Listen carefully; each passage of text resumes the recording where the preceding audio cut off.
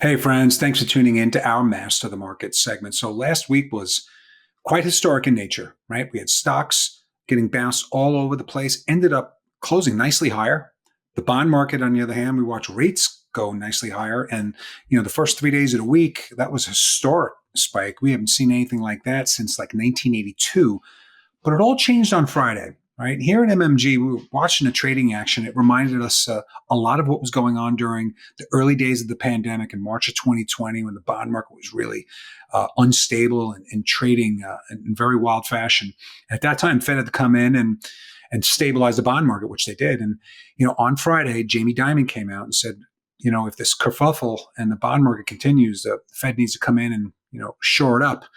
And wouldn't you know, a couple hours later, Fed official Collins came out and essentially reiterated the same thing. So it sounds like everybody's kind of watching the bond market. If it continues to be hairy, there may be some sort of action to come in, like quantitative easing or some sort of bond buying to just put a floor underneath what is happening. So with all that said, this week, it is still all about tariffs, uncertainty, news flow, and key levels.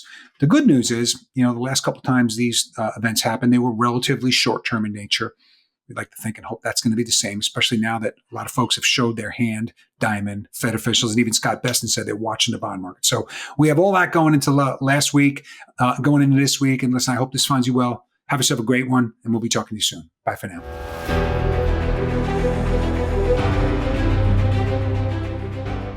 For more on these and all of today's top stories, go to nationalmortgageprofessional.com.